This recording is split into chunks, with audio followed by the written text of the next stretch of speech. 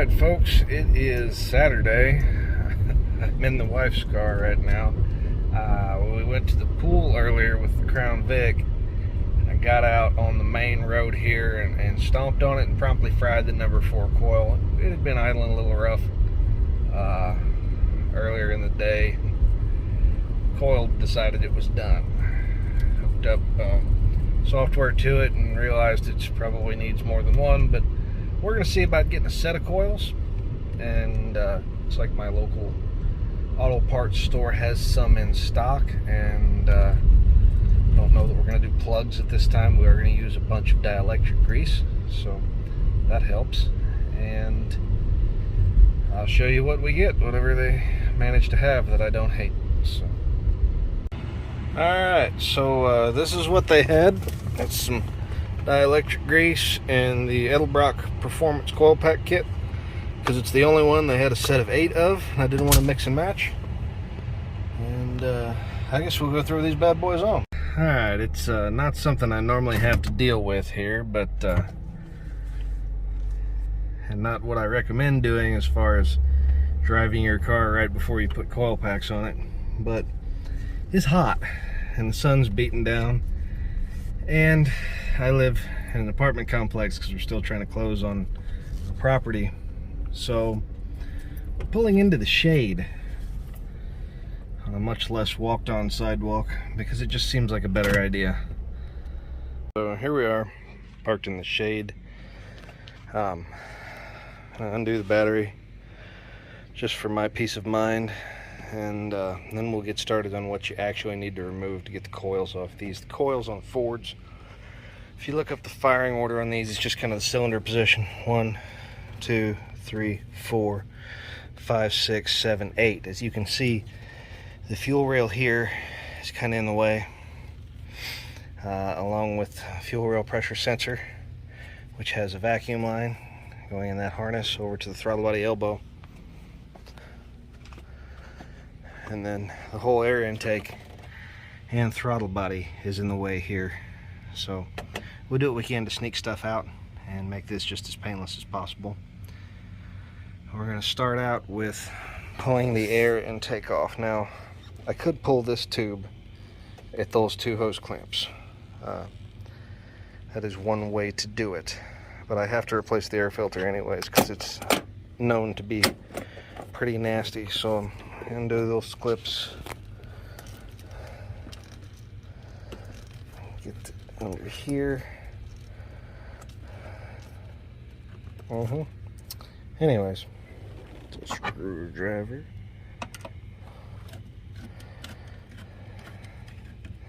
The guy that worked on this car last was really nice. Okay, there's a little tab there, kind of pull back, push down. It should release. But he was primarily a tow truck driver. He didn't make no ifs, ands, or buts about it. So the red tab goes back, push down, pull out. Alright, so that's good and clean, like a 60,000 mile car should be. This is the nasty old air filter that I've already beat out 2 or 3 different times. And it doesn't look horrible now, but I know for a fact there's a whole bunch of grit and crap down in there. No, that's awful. You get back in here. This is real hard to get past this. You usually end up taking it off. We'll see what we can finagle out today. Anything we can do without any part we don't have to take off is a good thing. So first thing I'm going to recommend is go through and try and get your electrical connections loose. So this little tab right there on the bottom, that's what I'm trying to catch. Going up until you hear it kind of click or pop. Sometimes you won't, and you'll just know that it's pushed all the way, and you try and pull back. If it doesn't move, it's stuck, and you'll have to go another way. All 4 of those are off. Those are 5, 6, 7, and 8. Now, you will notice that this is not in its correct position. It should be right here, but it was just laying down here.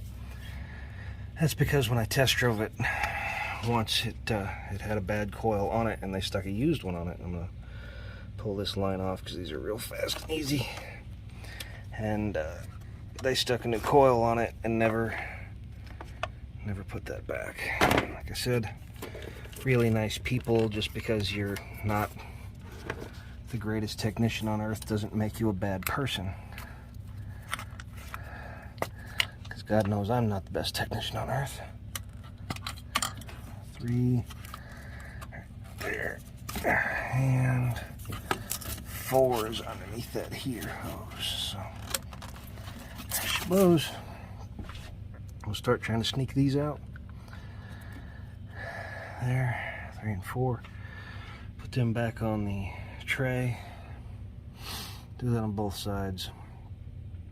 And then see, should be able to just, I've snuck these out before without pulling the fuel rails, but I can't remember exactly how I did it. It's been a long time. Most of my tools are still in storage, so I'm gonna get some tools. Alright, so all these little screws have a 7mm head. Slide on my arm. I'm gonna try and sneak all them out without moving anything if I can.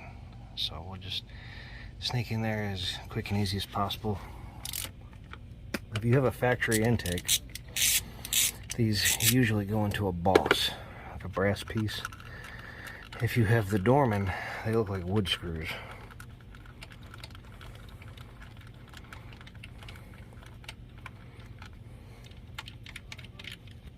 You can see these look like I've only got one hand in there. Some holding the camera. These look like machine screws. That's because that's a factory intake. It's probably the factory intake, like the one it came with, but it's neither here nor there. Okay, so it looks like this is one of the coils they replaced because there's witness marks on that. And those are 8mm, and I'll have to pull it to get in there. Meantime, I'll get the next one. So this will be, that's 1, 2, 3, 4. 2 is stuck off. Watch me hit the camera. You can twist them injectors around just a little bit, spin them. Less likelihood of screwing up an O-ring if you spin it versus trying to pull it out.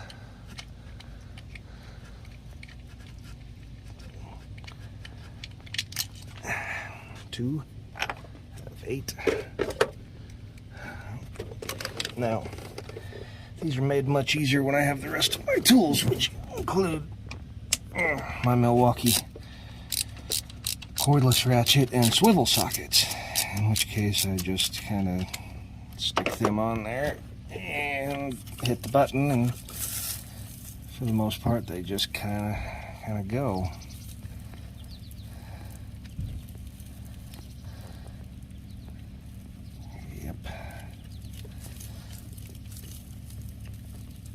This is one of those things where you laugh. Why are you smiling? I'm not left-handed.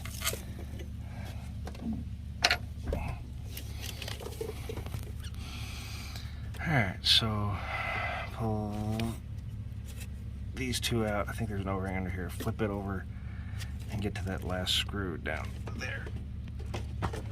So I took this vacuum line off. It's just a matter of like twisting it back and forth. When you do that, just twist them, and that breaks their connection in there. For the most part, makes an easier removal.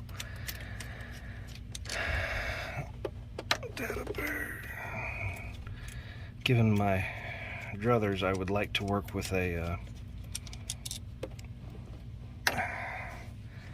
magnetic socket tray, but that is not on the list of things to do. That's that side-to-side action. That O-ring, it just helps walk that out. So we'll do that. We'll spin that injector around. Grab that little 7mm socket. Get that one out in the corner of the header. Put that on. I don't know why the light is on with this thing. And then show you a really good picture of my hand. There it goes.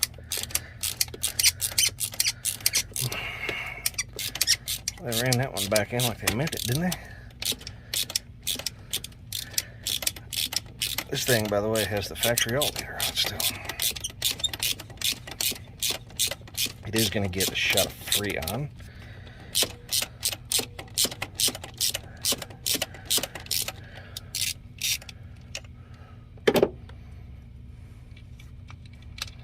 Be careful if you're smoking right now doing this, because there's fuel right there. So that one's out.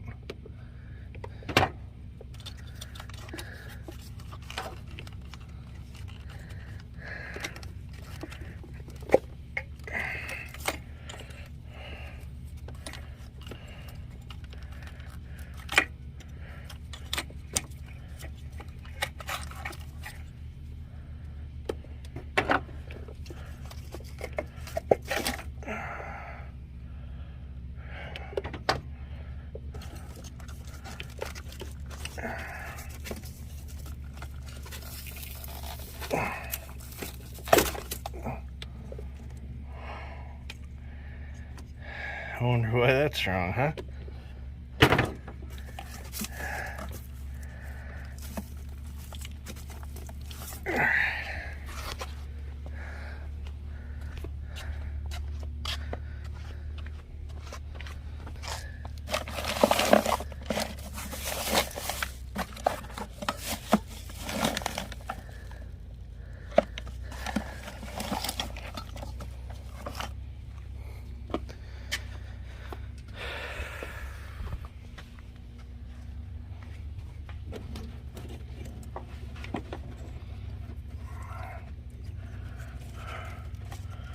I'm just gonna spin that and see if I can get the whole thing to just break loose, and there she blows. Now, you wanna measure that up.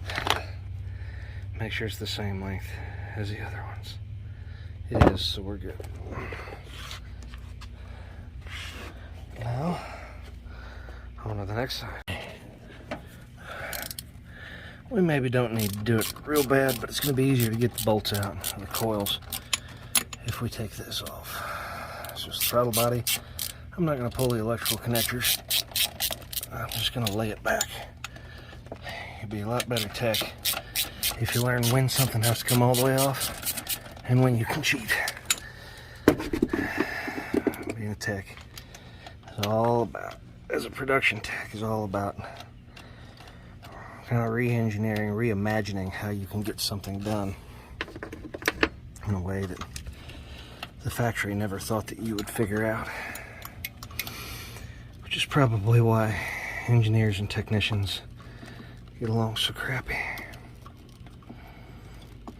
If you look down here while I'm doing this, that oil filter's been on there a long time. It's going to stay on there for a few more days. Reason being is I bought I did a lot of cross-referencing. I like to run a magnetic drain plug, and these guys local just didn't know what I was talking about. You know, why would you want that? So I found one that was the correct size, thread pitch, and hopefully it'll be in Tuesday.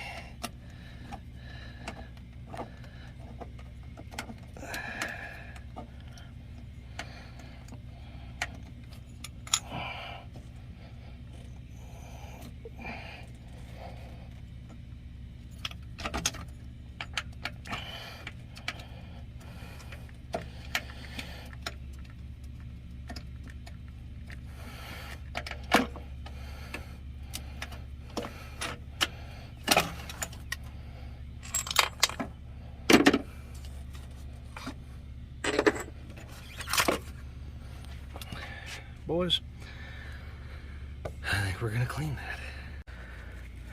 Alright, we got the gunk wipes out. I've been planning on using them on my hands a few things later anyways, but we're just gonna do that, and I'm not gonna film all of it because you know what I'm doing. Okay, it's marginally cleaner. Cleaned back in there a little bit too. Now we're just gonna see if we can sneak. Works better if you take the bolts out. Yep, works better. The big question is, can I get this socket on everything with one hand, my left hand? Oh, alright, that's loose. That's real loose. Oh, this is 5, 6. 7, and 8 upon us. The thing here that makes this so fast, so I'm not putting plugs in it right now. The 2 valve, for the most part, you can just kind of pull them out and put them back in. But I have, several occasions, ended up pulling the fuel rails, which are those, which isn't a big deal except for you got the injectors out at the time. And somehow it always seems like I end up with a lost O-ring or a cut O-ring or just something completely ignorant.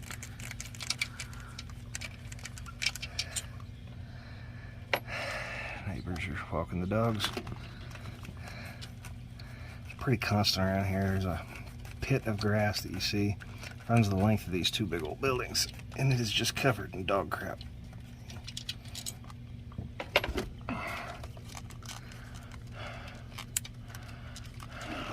Like that poor puppy over there taking a poop. And most people pick it up, but you never quite get all of it, and some people don't.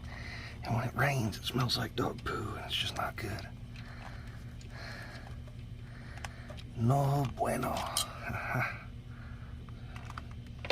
Alright, so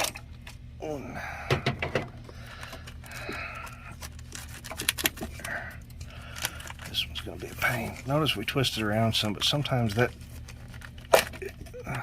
lets go down there on the bottom like it did, and sometimes it lets go on the top.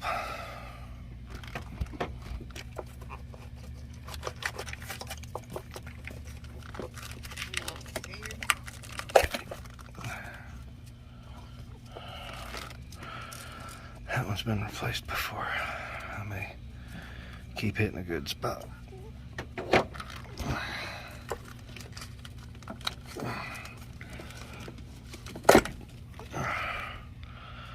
Alright, tear it all out. Now we're going to prep the new ones. Alright, when I say we're prepping, I just mean we're going to load the inside of this just around the edge with some dielectric grease. And then we'll put a dab on the actual connector itself on the car side. And then we'll just slide them in one at a time.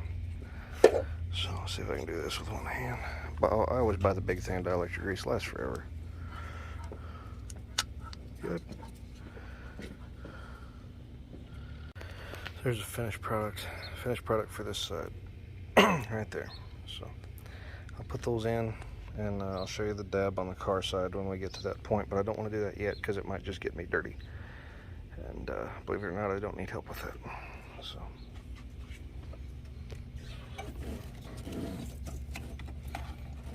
Just kind of put that down in there. And that screw will go in there, and that's it. So we're going to go ahead and get that started.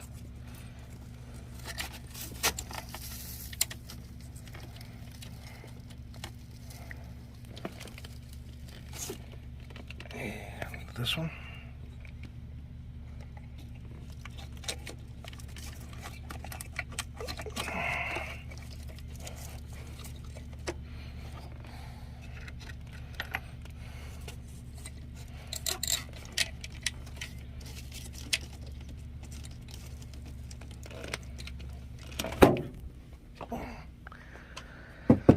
Pop.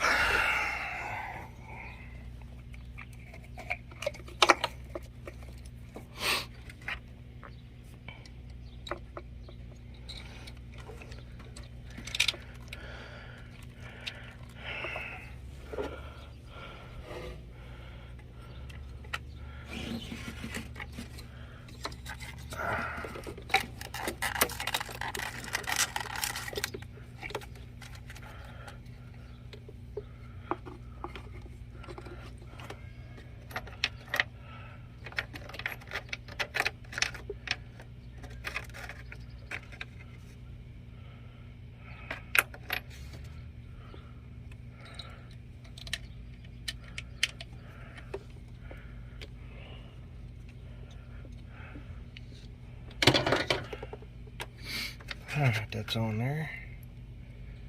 And then I'll put these back on here in a little bit. But all those are started. Excuse me. Just gonna spin these down. Again, There's ways to make this faster. I'm actually not gonna make you sit here through all this, but once they're tight, I'll go back and show you the electrical connector. Okay, so when I say I'm putting a little bit of dielectric grease, I just mean a dab on there and then shoving that back together. And I'll do the same on all the rest of them. You've seen one, you've pretty much seen them. Now we're gonna put this fuel rail pressure sensor back on. Remember, we didn't take the connector off, so it was just laying down there. And it has to go back on there, so because we're tricky like that, that grease isn't necessarily cheap, but it dissolves with fuel, which is good. And it works great on a lot of stuff because it's kind of water resistant. And as you can see, that just slid right back in there. We'll slide what's left of my fingers on that, and that will slide right back on now. So we've saved ourselves some trouble fighting that. I'm going to tighten this back down, and then the passenger side will be good. And all we'll have to do is put the driver's side back together, except for the hose that goes right there. These here bad boys loaded up with a little bit of, or maybe a lot of bit of dielectric grease. And slide them in there like that. That's not where that is. In fact, they're down here in the airbox.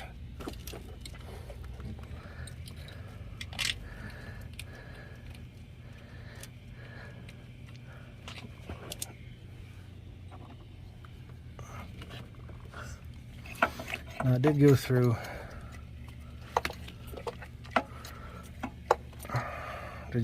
and visually inspect all these things. Make sure that there wasn't no debris down there, and the only thing I found was one little piece of tape, which is actually right there. So,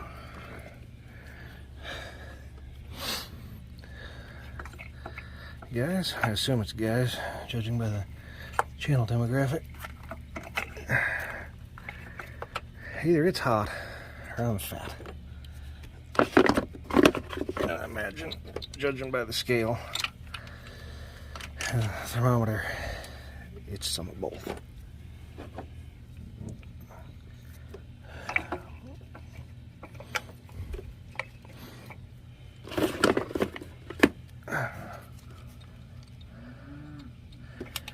You shiny Edelbrock stuff.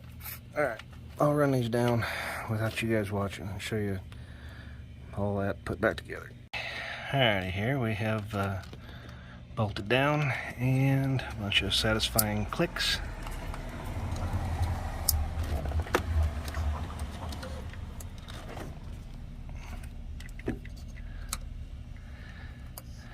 That was good for you. Now it's worth mentioning that I'm going to reuse the factory gasket, and it's got this thing to kind of make everything quiet and straighten out the airflow and crap, and it probably costs horsepower, but I don't have time to screw with it. I'm hot. I don't want to mess with it. It does have these little dowels in it. They neatly snap back into the throttle body for alignment, and then take the throttle body bolts. This is much easier with two hands. But where there's a will, there's a way. Kind of like that. See the two dowels keep it there. I'm going to start the rest of these and finish them. Just want to take a minute to tell everybody that the car runs awesome, and thank you for watching. And I'm out here with the dog watching the cows. He's desperately trying to get to the cows. I've been watching these city slickers come over here. They've moved down from the bigger city and are taking selfies with the cows and trying to pet the calves in the evening when they come up to the fence. In the meantime, my old sunburned self's going to go back inside and maybe convince the wife and little boy that we can go out and do some burnouts and get some ice cream later. Have a good one. Feel free to like, comment, subscribe. If you watched all the way through this, please subscribe. I would appreciate that, and thank you for your time.